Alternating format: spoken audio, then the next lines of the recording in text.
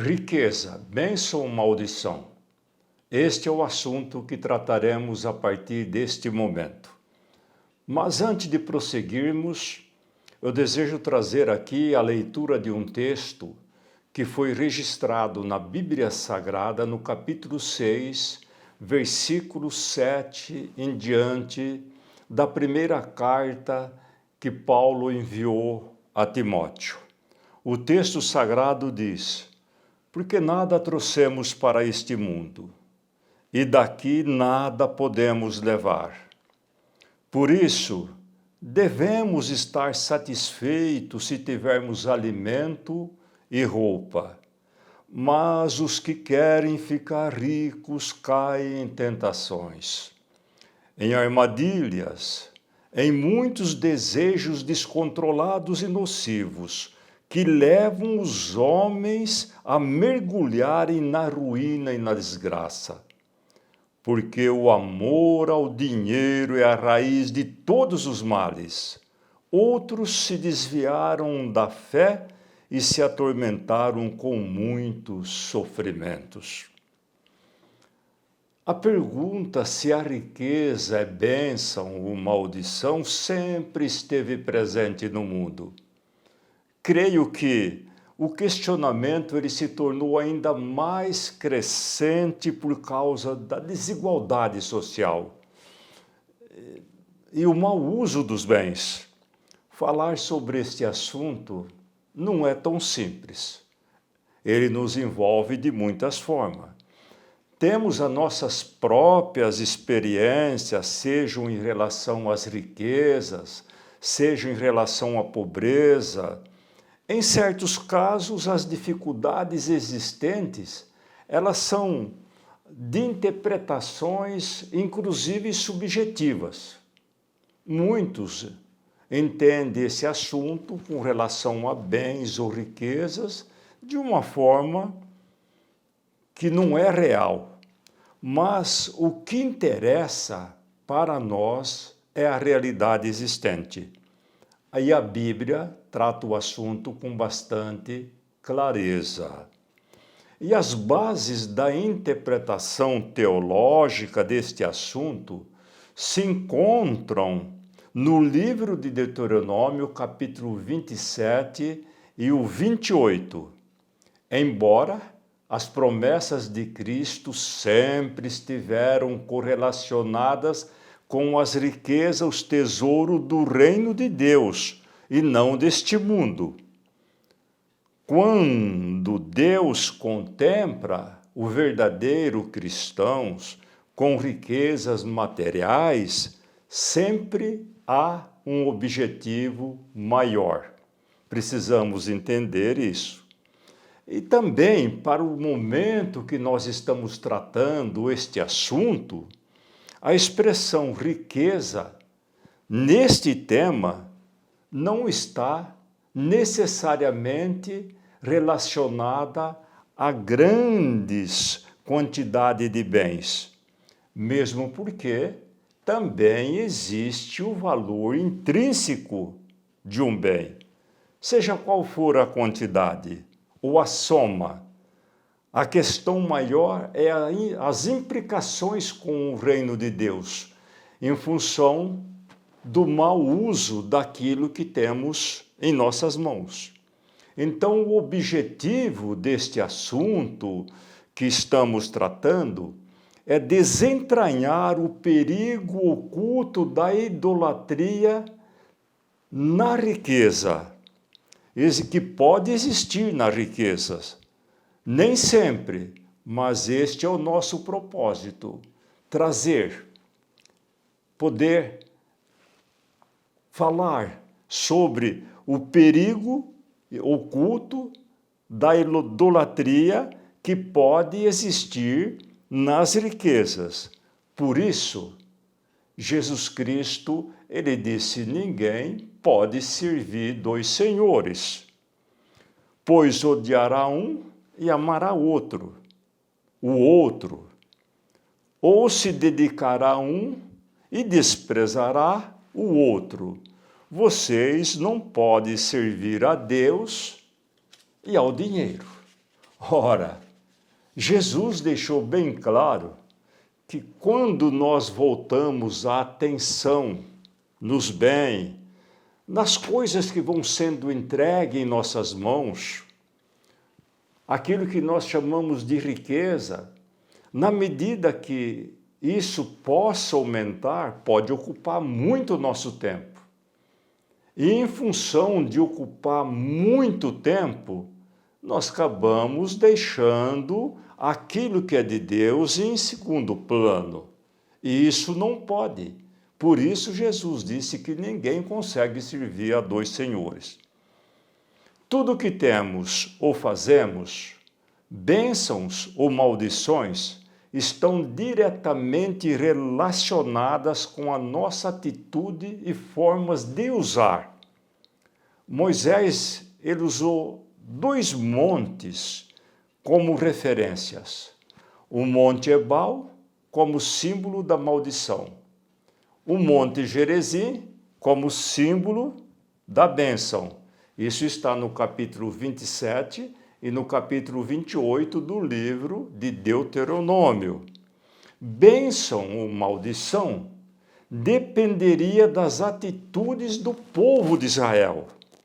Ou seja, bênção e maldições estão relacionadas com as nossas atitudes, com as atitudes humanas em relação àquilo que nós fazemos ou realizamos, se é de acordo com a vontade de Deus ou não. Em outras palavras, como são as nossas atitudes relacionadas aos bens em comparação com os princípios divinos?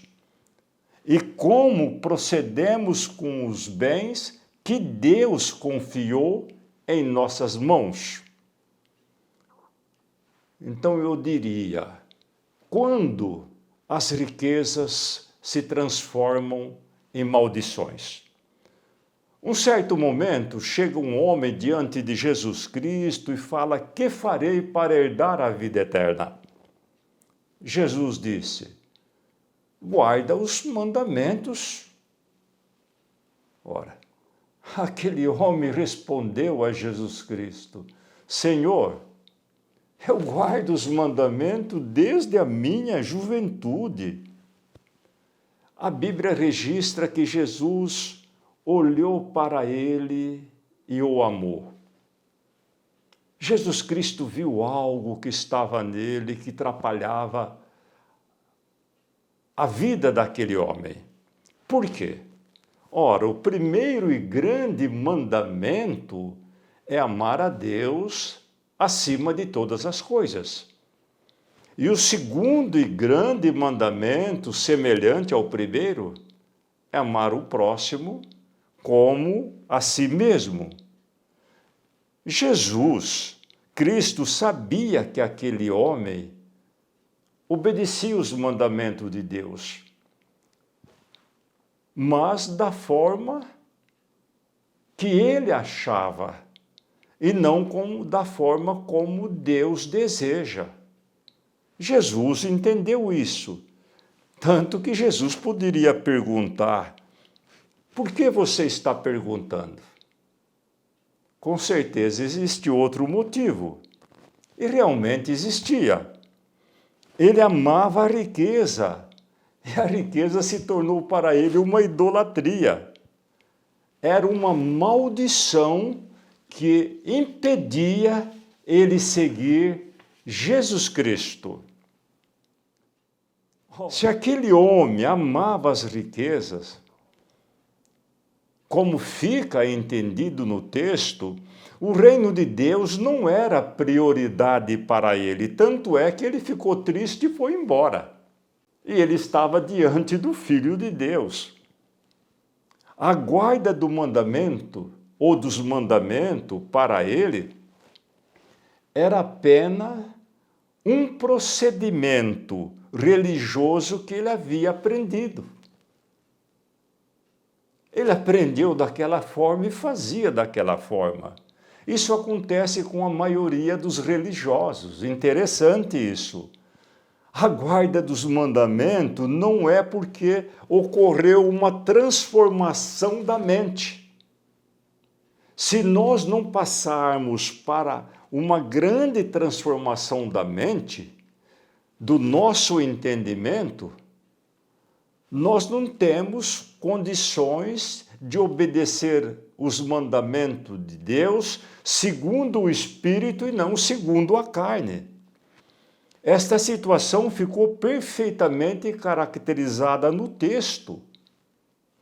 As riquezas para ele eram pedras de tropeço que impediam entrar no reino de Deus. Diante da reação daquele homem, Jesus Cristo, vendo o que as riquezas significavam para ele, Jesus orientou que ele vendesse tudo o que tinha e desse aos pobres. Porque para ele a riqueza era uma maldição que levaria à perdição eterna. Jesus conhece a particularidade da nossa vida. Ele conhece a particularidade de cada um. A idolatria e a avareza pode acontecer no muito e no pouco. Estão relacionadas com as nossas atitudes, com a forma como nós usamos aquilo que temos em nossas mãos. Por outro lado, muitos caem na desgraça porque lutam, não pela sobrevivência, mas pela riqueza. E querem tirar proveito de tudo. E é importante entender que riquezas não é apenas grande quantidade. Muitas vezes, pequenos valores podem também significar riquezas. Idolatria depende da forma como nós usamos. O conflito, a batalha está dentro de nós. Aquilo que desenvolve dentro da nossa mente e do nosso coração.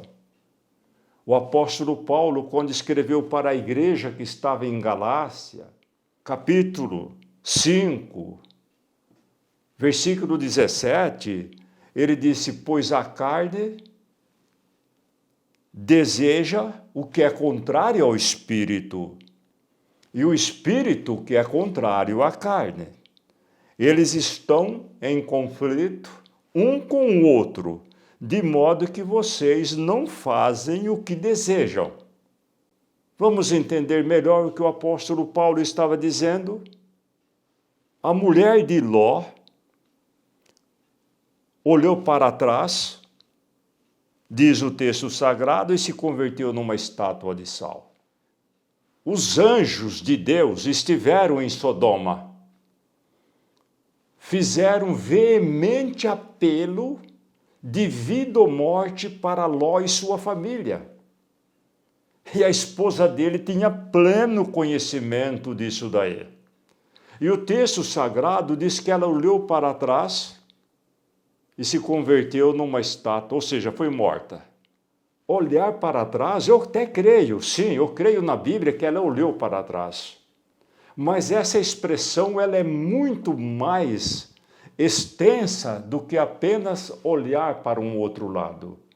Nós temos muitas vezes o hábito de quando uma pessoa reclama, fala muito do passado, nós falamos para essa pessoa, você fica olhando para o passado. Ou seja, provavelmente ela vinha questionando, é a forma como entendo, o fato de Deus destruir tudo que ficou para trás. Ela deveria não concordar. Então, ao olhar para trás, a sua forma de olhar para trás tinha um significado muito maior. O apelo da carne para ela foi muito mais forte do que o apelo do Espírito, que foi feito pelos anjos de Deus. Como consequência, ela perdeu a vida. e muito provavelmente a eterna também. Existem duas formas de riquezas. Uma é a que procede de Deus. A outra é a que procede do diabo. E a Bíblia deixa claro isso daí. Tem vários textos bíblicos, como, por exemplo, 1 Crônicas, capítulo 29, versículo 12, Eclesiastes, capítulo 5, versículo 19. A Bíblia Sagrada declara ali que existem riquezas que procedem de Deus. O texto sagrado diz: a riqueza e a honra vêm de ti. Tu dominas sobre todas as coisas. Nas tuas mãos estão a força e o poder para exaltar e dar força a todos. Quando nos associamos com o texto que está em Eclesiastes, capítulo 5, versículo 19, o que nós vimos até aqui, ele mostra que Deus dá a força, Deus dá o poder para ganhar. E Eclesiastes registra que quando Deus concede riquezas e bens a alguém, capacita para desfrutá-los, e aceitar a sua sorte e ser feliz com o seu trabalho, isso é um presente de Deus. Está registrado no capítulo 5, versículo 19. Mas existem riquezas que procedem de uma forma estranha, que não procedem de Deus. Quando nós nos voltamos para o capítulo 4 do livro de Mateus, ali nós encontramos, logo no início do capítulo, as tentações que o diabo fez com Jesus Cristo. Ele pega Jesus, leva num alto monte, olha o poder do diabo. Mostra todo o globo terrestre, as riquezas do mundo para Cristo. E diz a ele: se você me adorar, eu entregarei tudo isso para você. Entende? Existem bens que não procedem de Deus. Nós sabemos de grandes empresas, digo aqui de outros países, que vendem produtos para o mundo inteiro, que entrega um percentual do seu rendimento para seitas satânicas. Isso que eu estou falando não é estranho. O perigo das riquezas. Quando uma pessoa mergulha no desejo de possuir e acumular riquezas, é uma maldição que se revela nos conflitos, nas guerras de mercados, é o que nós estamos vendo, nas inimizades, na separação de família e tantos outros males.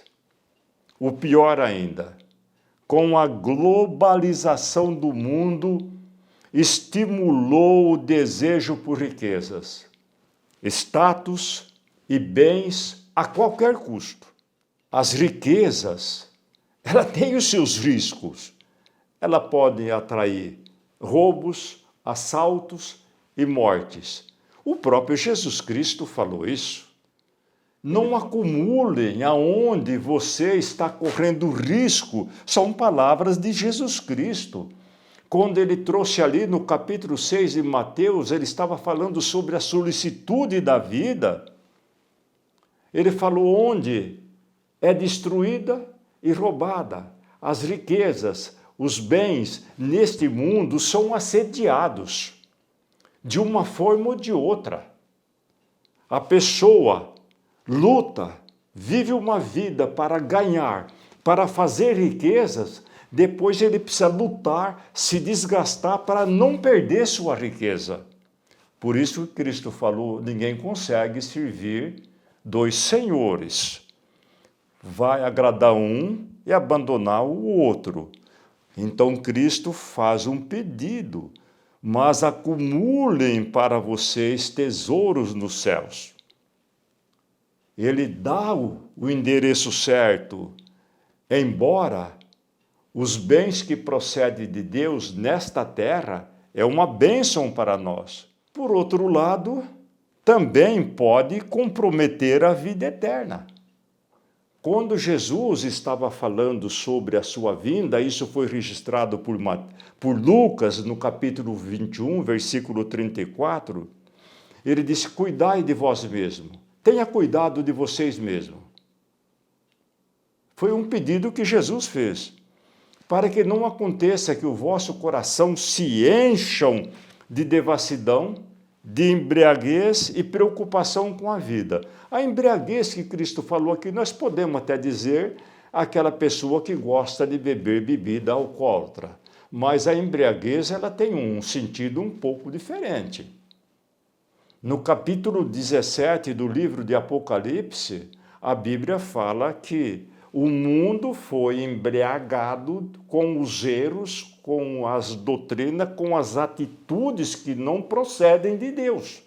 Isso é uma embriaguez. E as preocupações pela vida.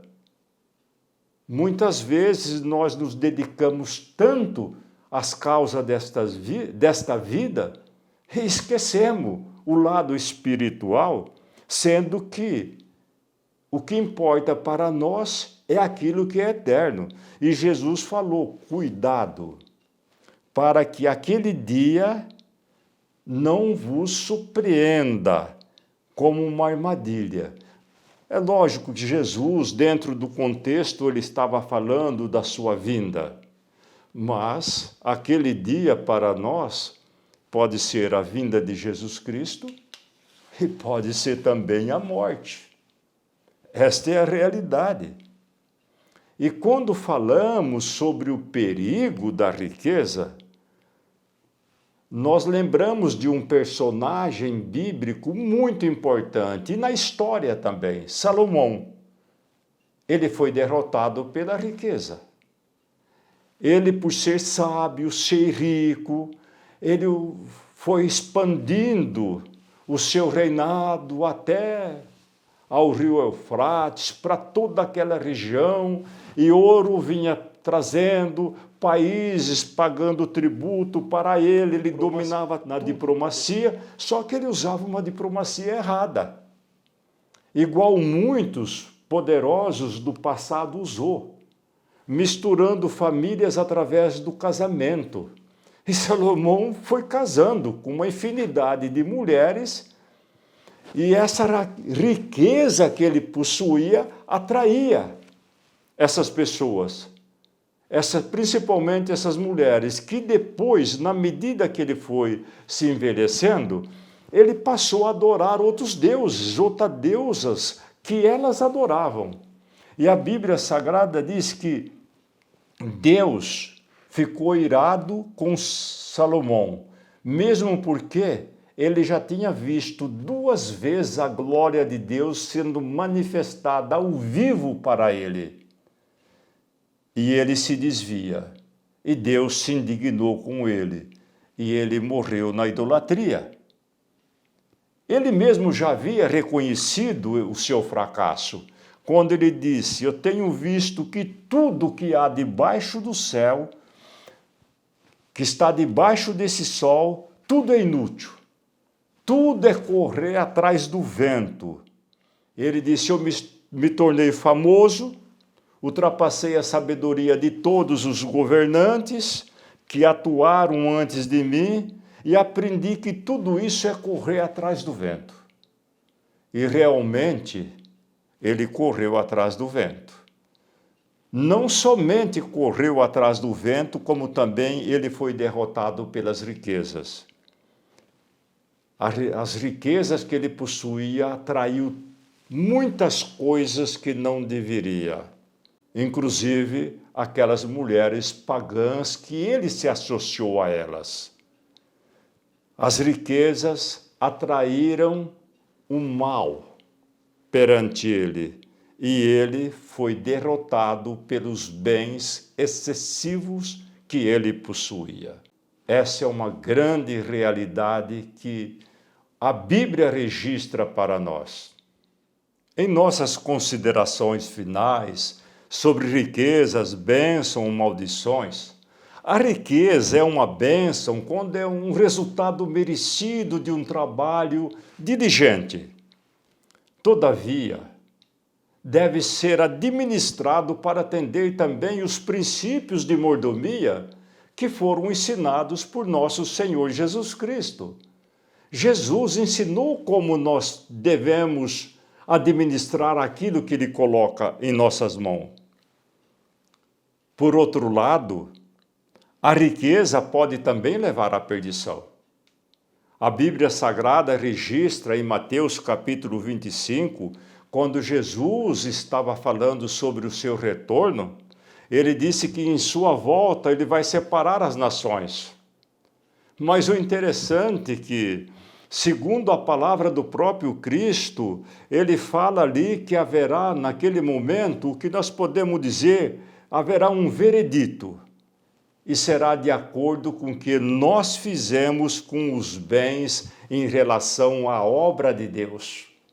Como nós usamos as coisas. Ele cita a questão da necessidade. Ele fala que naquele momento ele vai dizer, eu estava com fome e vocês me deram comida. Eu estava nu e vocês me vestiram. Para o outro lado ele fala, eu precisava de alimento e vocês não me deram.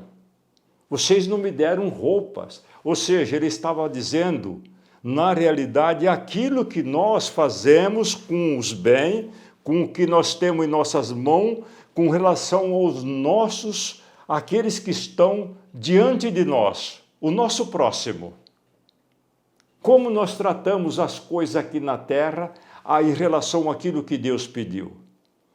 Nós somos salvos pela graça, isso é indiscutível, mas somos julgados pelas obras. Jesus, quando ele estava aqui ainda, ele falou muito sobre isso. Ele deixou bem claro, bem enfatizado, Mateus 16, 27, que nós somos julgados pelas obras. O capítulo 25, quando Jesus Cristo fala da sua vinda, ele está dizendo que nós somos julgados pelas obras. Ele vai voltar e vai pedir conta do que nós estamos fazendo aqui.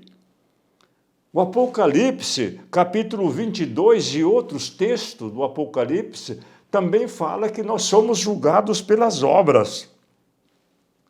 A forma como nós usamos os nossos bens servirão de bênçãos ou de maldições.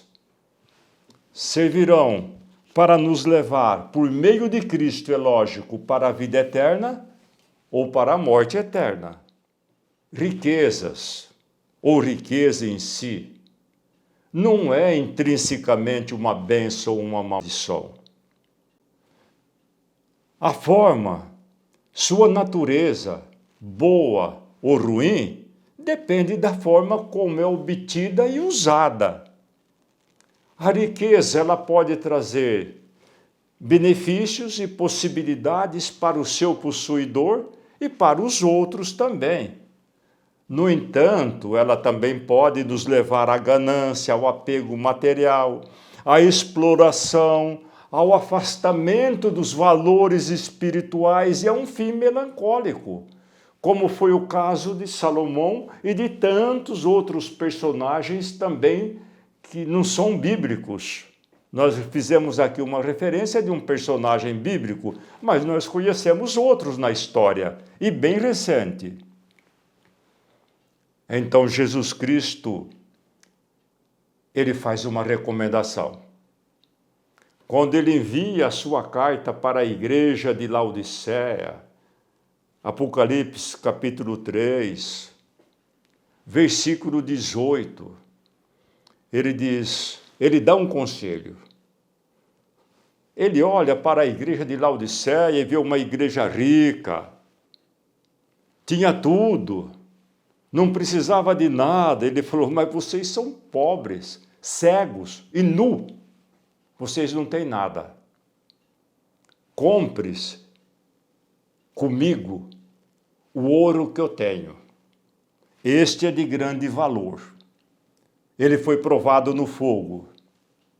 Se enriqueça com os valores do que eu estou ensinando vocês. Vista-se da roupa que eu estou entregando para vocês, das vestes brancas, da minha justiça, daquilo que eu fiz na cruz por vocês, daquilo que eu saí dos céus, desci à terra para realizar por vocês. Essa riqueza que vocês precisam. Compre colírio, aplique nos teus olhos, para que você consiga ver, para que você se desperte para aquilo que é real, para aquilo que é eterno, para aquilo que nos leva a um reino eterno. O maior investimento de todos os tempos é em relação ao reino de Deus. Por isso Jesus falou, não ajuntes tesouros na terra. O que Jesus estava dizendo é, você luta tanto para conquistar e não consegue acrescentar uma hora na tua existência, na tua vida. Olha o que Jesus Cristo fala. Ele fala, busque primeiro o reino de Deus e tudo vos será acrescentado. É isso que nós precisamos, daquilo que Jesus Cristo proporcionou a nós. Mesmo porque, segundo a palavra de Deus, como está escrito, nem só de pão viverá o homem, mas de tudo que procedem de Deus. Aceite essa mensagem de Cristo. Entesoura para o reino de Deus aquilo que Jesus está colocando para você. Ele está entregando em tuas mãos. Eu aceitei. Aceite também. E nós nos encontraremos no reino de Deus. Amém? E Deus te abençoe.